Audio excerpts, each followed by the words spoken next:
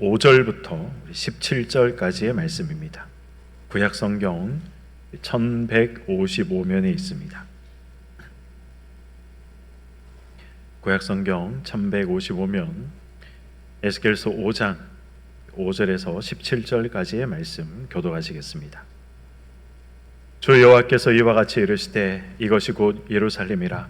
내가 그를 이방인 가운데에 두어 나라들이 둘러 있게 하였거늘 그가 내 규례를 거슬러서 이방인보다 악을 더 행하며 내 율례도 그리함이 그를 둘러 있는 나라들보다 더하니 이는 그들이 내 규례를 버리고 내 율례를 행하지 아니하였음이니라.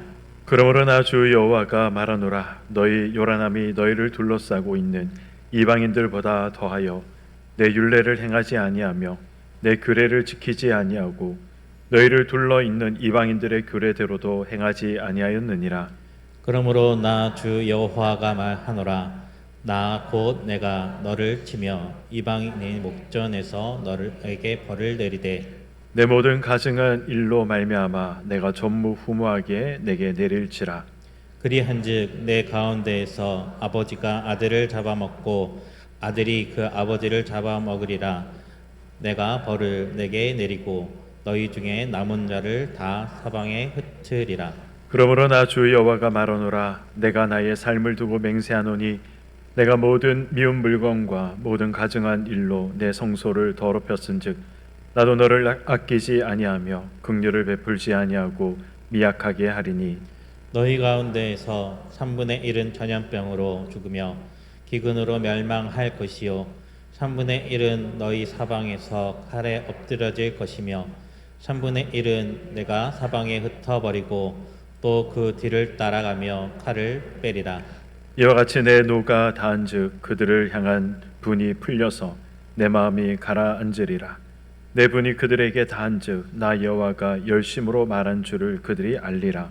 내가 이르되 또 너를 황무하게 하고 너를 둘러싸고 있는 이방인들 중에서 모든 지나가는 자의 목전에 모욕거리가 되게 하리니 내 노와 분과 중한 책망으로 내게 벌을 내린즉 너를 둘러싸고 있는 이방인들에게 내가 수치와 조롱거리가 되고 두려움과 경고가 되리라. 나 여호와의 말이니라. 내가 멸망하게 하는 기근의 독한 화살을 너희에게 보내되 기근을 더하여 너희가 의뢰하는 양식을 끊을 것이라. 함께요.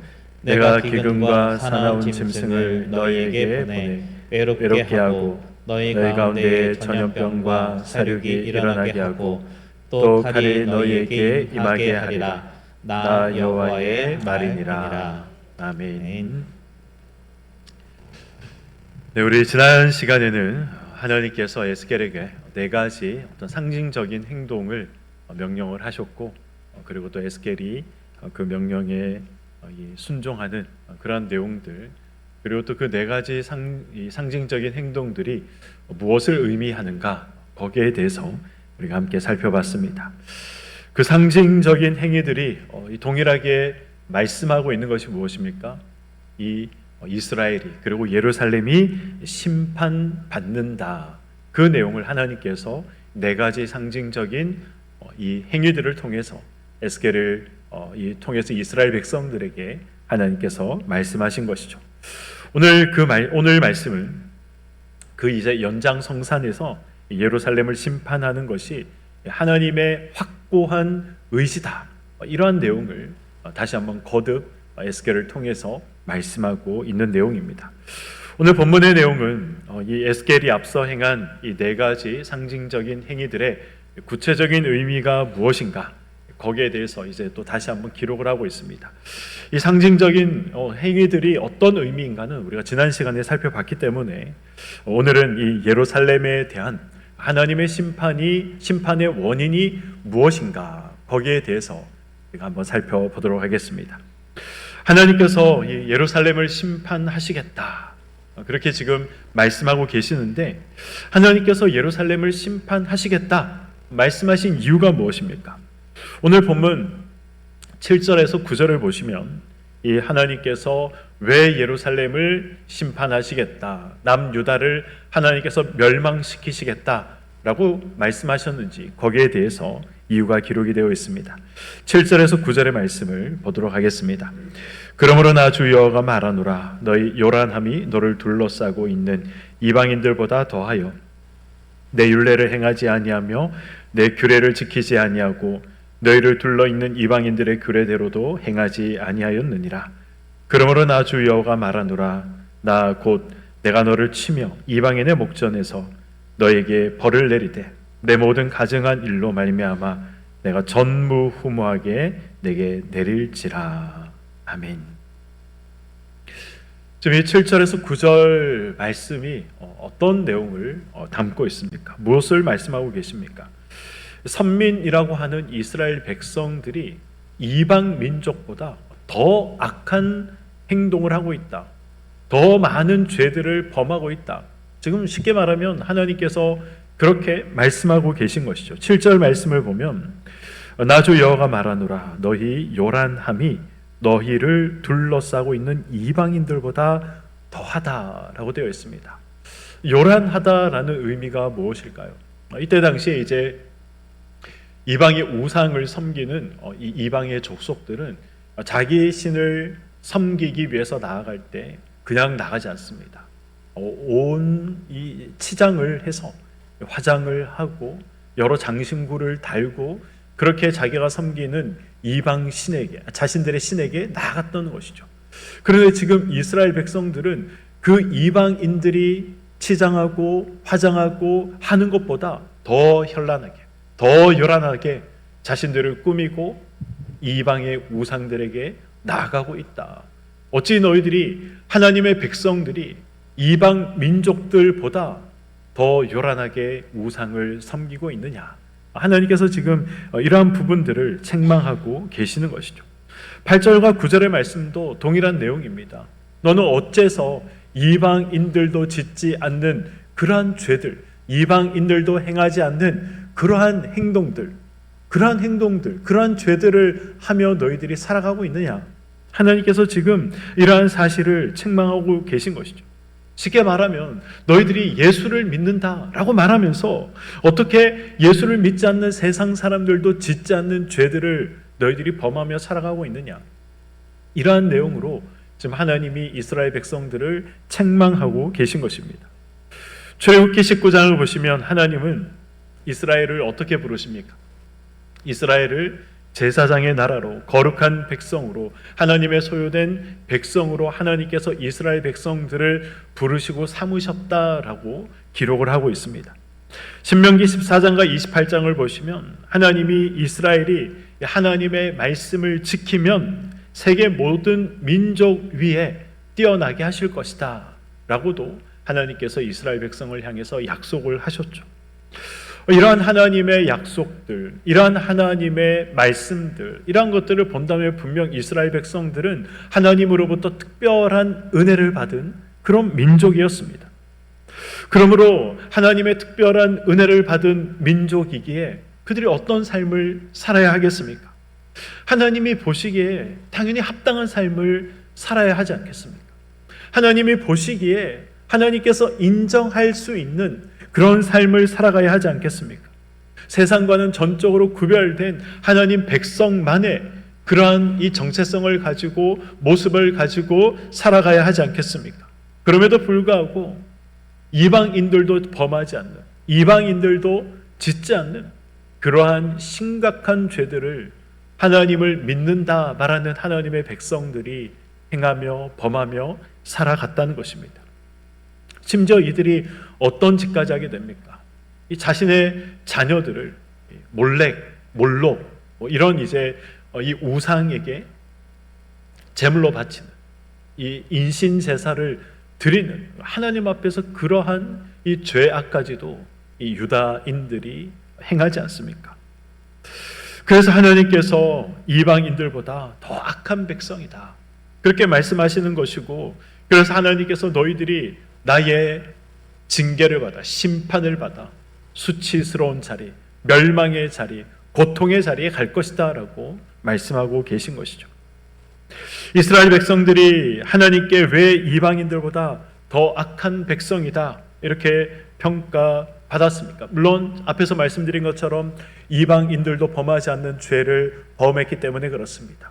뿐만 아니라 하나님께서 원하지 않는, 하나님께서 인정하실 수 없는 그러한 삶들을 살아갔기 때문에 이 하나님 앞에 징계를 받아 하나님의 노를 사 그들이 결국 멸망하게 되는 것이죠. 그러나 중요한 것은 그들이 왜 죄를 범했는가? 그들이 왜 세상 사람보다 더 악한 삶을 살았는가? 그것은 자신들이 누구인지 망각하며 살았기 때문에 그렇습니다. 자기가 있어야 할 자리가 어딘지 그러한 부분들을 이스라엘 백성들이 전혀 생각하지 못하고 살아갔던 것이죠. 내가 왜 존재하는가? 내 존재의 목적이 무엇인가?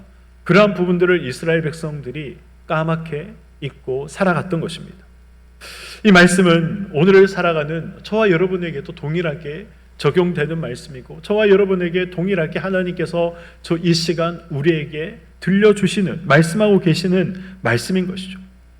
우리는 이스라엘 백성들처럼 우리도 세상으로부터 부름을 받은 존재들입니다. 하나님께서 아브라함을 갈대아 우르에서 그를 불러내신 것처럼 하나님께서 세상에서 저와 여러분들을 불러내셨습니다. 그렇다면 저와 여러분들도 동일하게 하나님의 부름을 받은 이스라엘 백성들과 다를 바 없는 그런 위치에 있다는 것이죠. 하나님은 그런 우리들을 향해서 거룩한 백성이다, 그리고 세상의 소금이다, 그렇게 말씀하시지 않습니까? 그러나 거룩한 백성이 감당해야 할 그런 소금의 역할을 감당하지 못하면 예수님께서 어떻게 하시겠다라고 말씀하십니까? 맛을 잃은 소금은 이 밖에 내버려져서 사람들의 발에 밟힐 것이다 라고 예수님께서 말씀하셨습니다. 하나님의 백성이 자기 자리를 벗어나고 하나님의 백성이 자기 존재를 망각하고 하나님의 백성이 왜 하나님이 나를 부르셨는가, 그러한 이유를 잊어버리고 살아간다면 하나님의 백성도, 하나님의 백성이 모인 교회도 세상에 밟히게 될 것이다 라는 것입니다. 그 사실을 하나님은 지금 이스라엘 백성들을 통해서 저와 여러분에게, 오늘을 살아가는 그리스도인들에게 말씀하고 계신 것입니다. 그러므로 오늘 이 말씀은 하나님께서 지금 저와 여러분들에게 하고 계시는 경고의 메시지로 우리가 받아야 하는 것이죠. 두렵고 떨리는 마음으로 오늘 이 말씀을 우리가 받아야 하는 것입니다. 8절 말씀을 보시면, 그러므로 나 주 여호와가 말하노라, 나 곧 내가 너를 치며 이방인의 목전에서 너에게 벌을 내리되 라고 말씀하고 있습니다. 이 예루살렘을 지금 심판하는 주체, 이 예루살렘에 벌을 내리는 그 주체가 지금 누구다라고 말씀하고 있습니까? 8절에서 바벨론이 아니라 하나님이시다라고 지금 말씀하고 있는 것이죠. 유다 백성들은 자신들이 지금 바벨론으로부터 압제를 받고 그리고 바벨론에 의해서 멸망당하는 것은, 바벨론은 강한 사람들이고 우리는 약한 사람들이기 때문에, 바벨론은 힘이 있고 우리는 힘이 없는 그런 존재들이기 때문에 지금 예루살렘이 이 어려운 가운데 있고, 그리고 바벨론으로부터 이 나라가 위기에 있다라고 생각했을 것입니다. 역사의 주인이신 하나님의 섭리대로 이 바벨론이 자신들을 멸망시켰다, 하나님이 바벨론을 사용해서 자신들을 멸망시켰다, 이런 생각들을 이스라엘 백성들은 하지 못했습니다.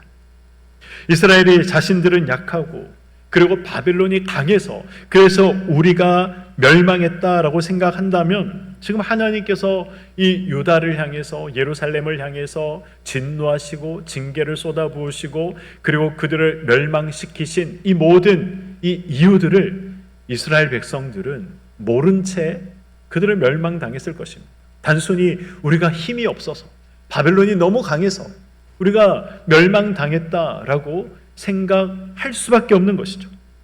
그래서 하나님께서 왜 유다를 심판하시는가, 왜 이런 일들이 일어나는가, 이것을 알려주시기 위해서 지금 하나님이 어떤 일을 하고 계십니까? 선지자들을 통해서 너희들이 지금 받고 있는 고난, 그리고 너희들이 앞으로 받을 고난, 그 모든 것들은 다 너희들의 죄 때문에 일어나는 것이다 라고 지금 미리 예언을 하고 계신 것입니다.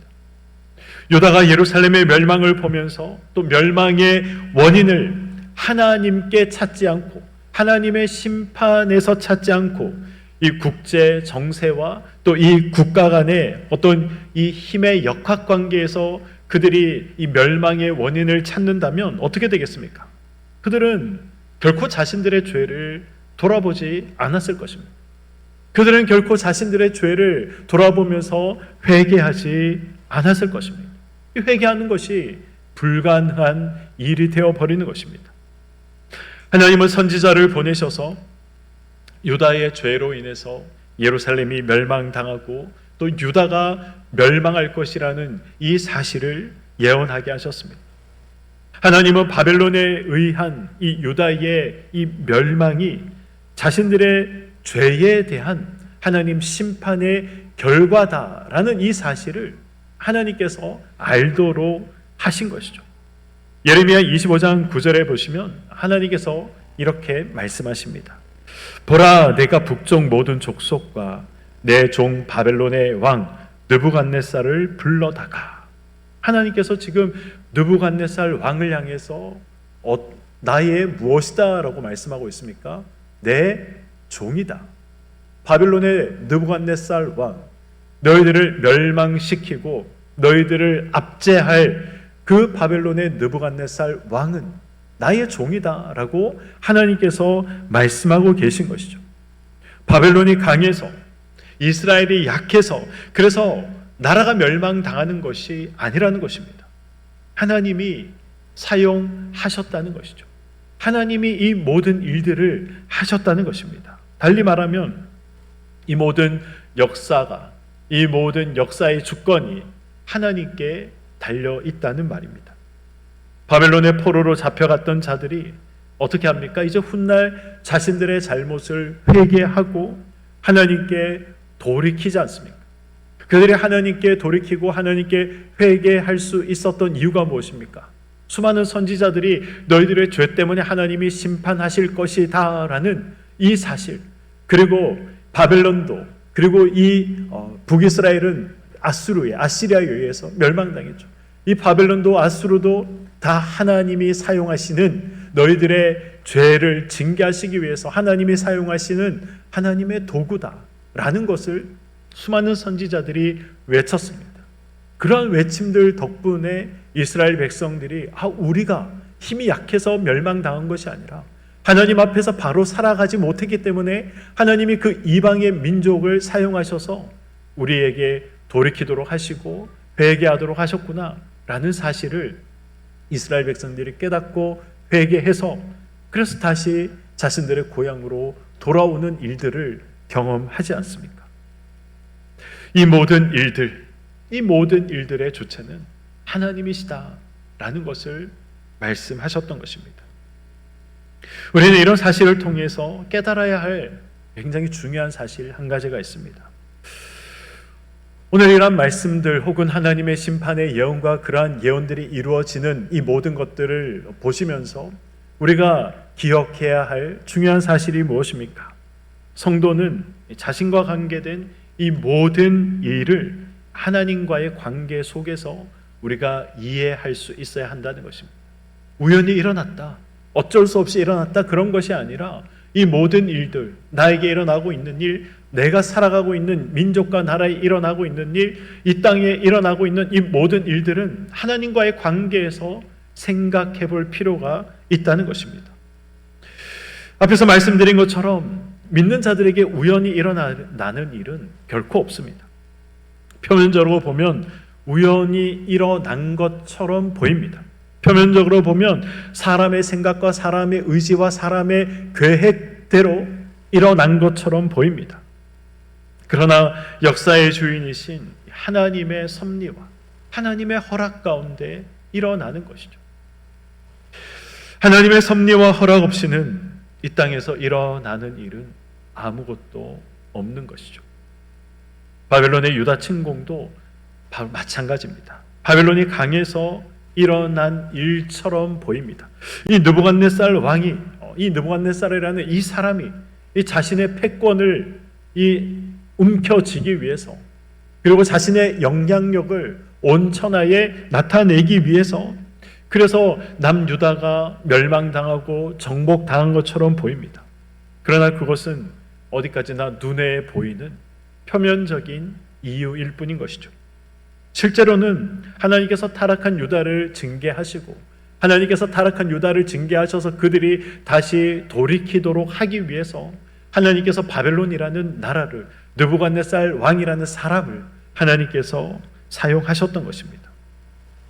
이 세상에 일어나는 모든 일들은 하나님의 주권 가운데 일어납니다. 우리는 이 사실을 알고 있고 믿고 있습니다.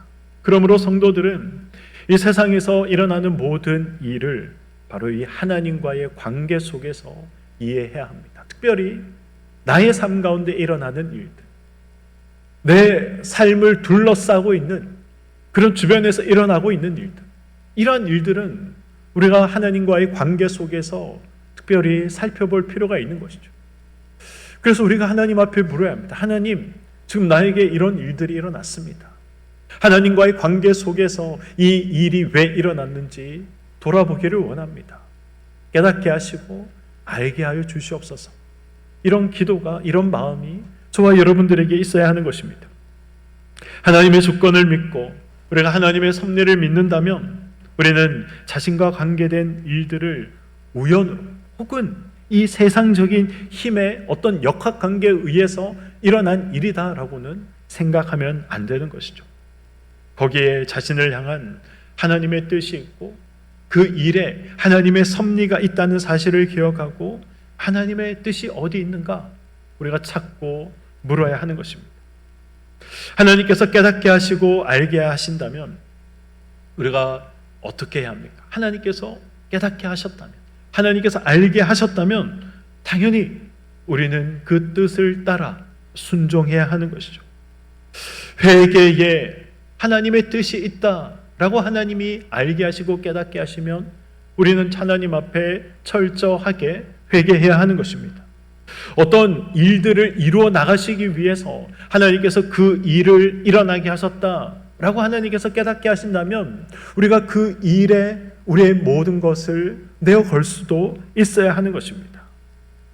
이러한 것들이 바로 범사에 하나님을 인정하는 자의 삶의 태도인 것입니다. 하나님은 이스라엘을 앞에서 제가 말씀드린 것처럼 어떻게 부르셨습니까? 이 열방을 향한 축복의 통로로 부르셨고 제사장 나라로 하나님께서 이스라엘을 부르셨습니다. 제사장 나라로 하나님이 이스라엘을 부르셨다. 이 말씀의 의미가 무엇입니까? 제가 지난주 우리 WBC를 시작하면서 예수님의 제사장 직분에 대해서 우리 간단하게 퀴즈를 냈죠. 예수님의 제사장직을 우리가 생각할 때 항상 기억해야 할 사실이 있다고 제가 말씀을 드렸습니다.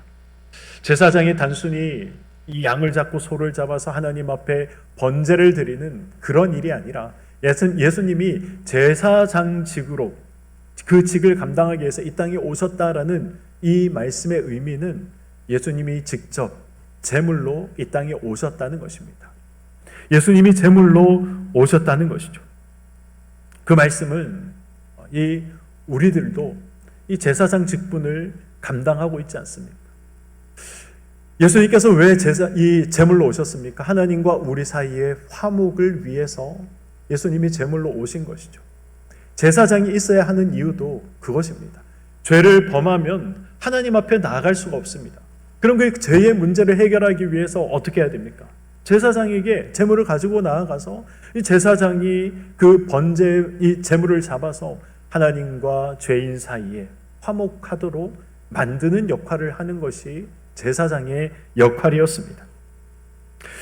우리가 이러한 제사장을 통해서 이스라엘 백성들은 하나님과 화목할 수 있었고 하나님으로부터 은혜를 받아 누리며 살아갈 수 있었던 것이죠. 그런데 문제는 이 제사장들이 타락을 하면, 죄의 오염이 되면 어떻게 되겠습니까?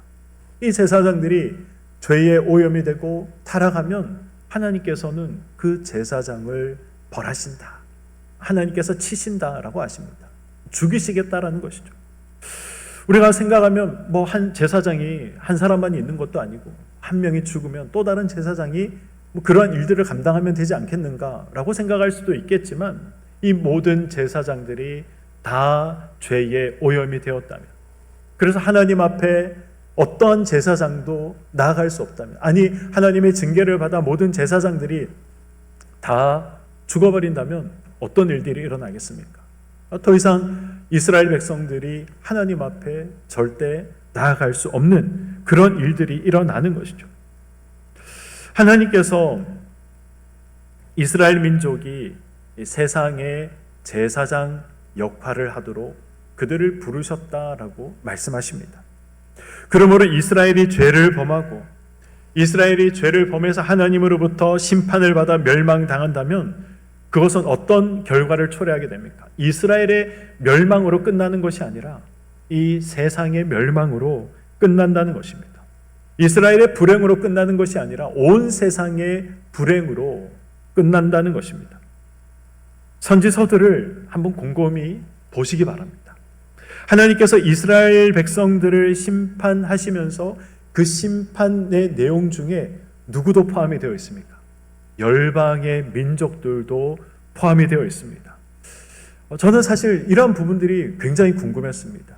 대학생 때 선지서들을 이렇게 쭉 읽어나가면 아니 분명히 이스라엘을 향해서 남유다를 향해서 북이스라엘을 향해서 하나님께서 심판의 메시지를 선포하고 계시는데 그 심판의 메시지 가운데 단 한 번도 예외 없이 다 이스라엘을 둘러싸고 있는 이방 민족들도 하나님께서 열방도 하나님이 심판하시겠다라는 그러한 내용들이 반드시 기록이 되어 있습니다. 저 이 부분이 이상하더라고요. 아니 왜 이스라엘 백성들에 대한 심판을 이야기하시면서 그 선지자들은 지금 이방을 향해서 말하는 사람들이 아니지 않습니까? 물론 요나와 같이 특별하게 하나님께서 이 다메섹으로 보내셔서 이 이방 민족들을 향해서 회개를 선포하도록 한 그러한 선지자도 있지만, 그러나 대부분의 선지자들은 이방인들을 위해서 하나님이 보내신 것이 아닙니다. 모압이나 암몬이나 블레셋이나 다른 어떤 이방 민족들을 향해서 하나님께서 부르신 것이 아니라 대부분은 유다를 향해서, 북이스라엘 향해서, 이스라엘 향해서 심판을 선언하도록 하신 것이죠. 그렇다면 지금 듣고 있는 사람들은 다 하나님의 부름을 받은 선민이라고 하는 이스라엘 백성들이지 않습니까? 그 이스라엘 백성들에게 심판을 선포하면서 왜 굳이 이방인들의 심판까지 선지자들이 선포해야 했는가? 이러한 부분들 성경을 읽으시면서 궁금해 보신 적 없으십니까? 이상하다라고 여겨 보신 적 없으십니까? 저는 대학생 때 이 부분이 사실 굉장히 궁금했습니다. 그리고 이 해결되지 않는 마음으로 신대원에 입학을 했고, 그리고 이제 신학을 배우면서 그래서 하나님이 이스라엘 백성들을 향해 심판을 선언하시면서 이방 민족들도 함께 멸망당할 것이다 라고 선포하셨구나 라는 것을 알게 됐습니다. 어떤 이유에서 하나님께서 이스라엘을 향해 심판하시면서 동일하게 이방을 향해 심판의 메시지를 선포하십니까?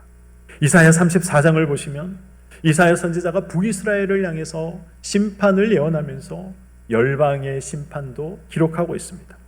예레미야도 마찬가지로 유다의 심판을 예레미야 선지자가 선언하면서 46장에서 52장까지 상당한 부분을 할애해서 지금 열방을 하나님이 심판하신다는 심판의 선언을 기록하고 있습니다. 우리가 지금 살펴보고 있는 에스겔서도 마찬가지죠. 25장부터 32장까지 보시면 이 열방을 향한 하나님의 심판이 기록이 되어 있습니다.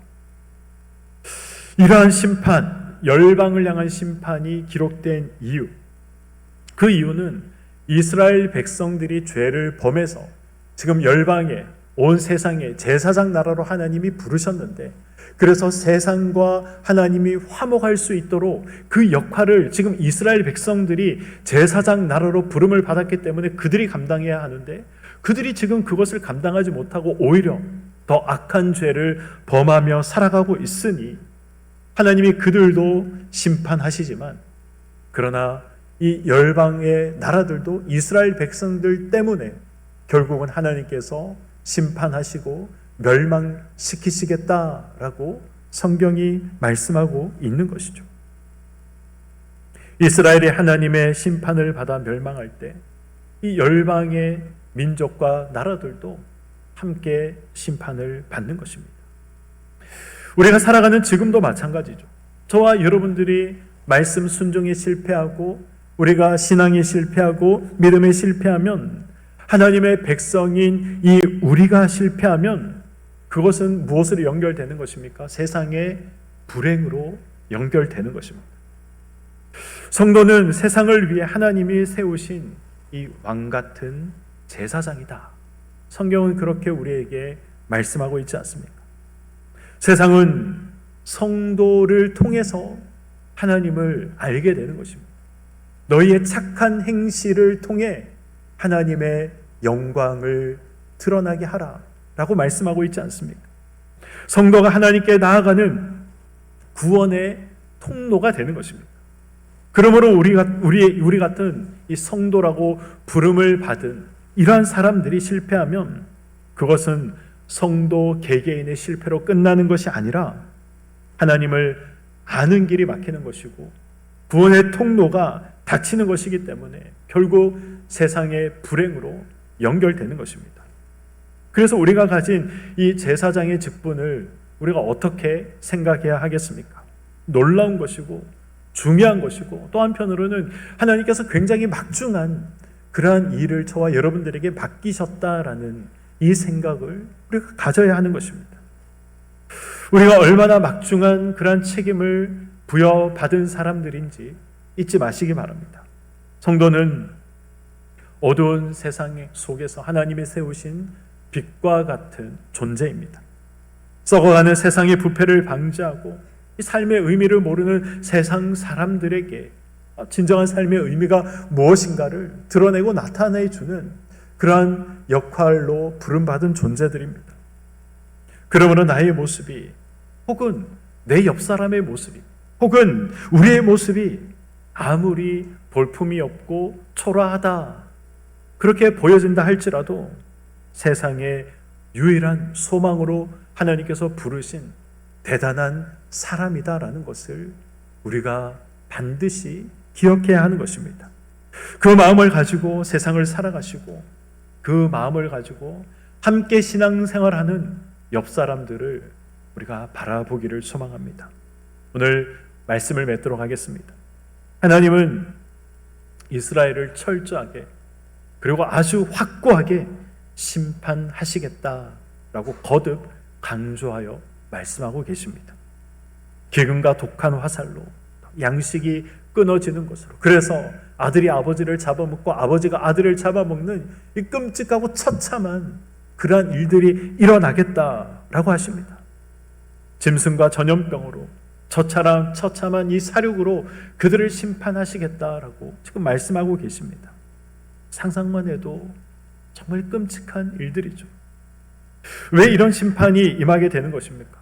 이스라엘이 죄를 지었기 때문에 그런 것이죠. 그들이 저지른 죄가 이러한 비참하고 끔찍한 그 결과들을 초래하게 된 것입니다. 죄가 그런 것입니다. 죄는 사실 너무 매력적이죠. 우리가 왜 죄를 멀리하지 못합니까? 우리가 늘 왜 죄를 범하며 살아갑니까? 사실 우리는 죄를 사랑하기 때문에 그렇습니다. 죄가 주는 달콤함이 너무 크기 때문에 그런 것이죠. 그러나 그 죄 때문에 결국 저와 여러분이 서 있는 자리, 저와 여러분이 살아가는 자리가 황폐하게 되는 것이고 비극적인 자리가 되는 것입니다. 아담과 하와가 죄를 범해서 이 땅에 가시와 엉겅퀴가 자라나지 않습니까? 노아 시대에 세상이 범죄해서, 그래서 하나님이 홍수 심판으로 물에 다 잠기도록 만들어버리지 않으십니까? 아브라함 시대의 소돔과 고모라가 범죄로 인해서, 그들의 죄악으로 인해서 다 유황불로 멸망당하지 않습니까? 그러므로 우리의 삶의 초소가 복된 곳이 되고 또 아름다운 곳이 되기를 원한다면 지금 내가 있어야 할 자리가 어딘가? 성도인 내가 해야 할 일이 무엇인가? 그러한 부분들을 우리가 기억하고 전적으로 말씀을 따라 살아가는 저와 여러분들이 되어야 하겠습니다. 저는 그런 생각을 종종 합니다. 내가 지금 이 자리에서 죽는다면 하나님 앞에, 성도들 앞에 부끄러움이 없겠는가? 그런 생각들을 저는 종종 합니다. 우리가 지금 있는 이 자리, 내가 만약 이 자리에서 죽는다면 하나님 앞에 부끄러움이 없겠는가? 나를 알고 있는 믿음의 동역자들에게, 형제들에게 부끄러움이 없겠는가? 그래서 그런 생각을 하며 내가 있어야 할 자리를 지키는 것, 그것이 너무나도 중요한 것입니다. 그런 삶을 우리가 살아갈 때 세상이 하나님을 알게 되는 것이고 세상이 구원의 길로 들어설 수 있는 것입니다. 저와 여러분은 내가 생각하는 것보다 훨씬 더 귀중하고 소중한 존재라는 사실을 기억하시기를 바랍니다. 훨씬 더 내가 생각하는 것보다 훨씬 더 막중한 책임이 저와 여러분에게 주어져 있다라는 사실을 기억하시기를 소망합니다. 이 사실을 기억하시고 우리 삶의 자리에서 죄를 끊어내시고 적극적인 의를 행하며 하나님께서 제사장으로 우리를 부르셨으니 그 제사장의 역할을 감당하며 살아가는 저와 여러분의 삶이 되시기를 주님의 이름으로 간절히 축원드립니다. 아멘.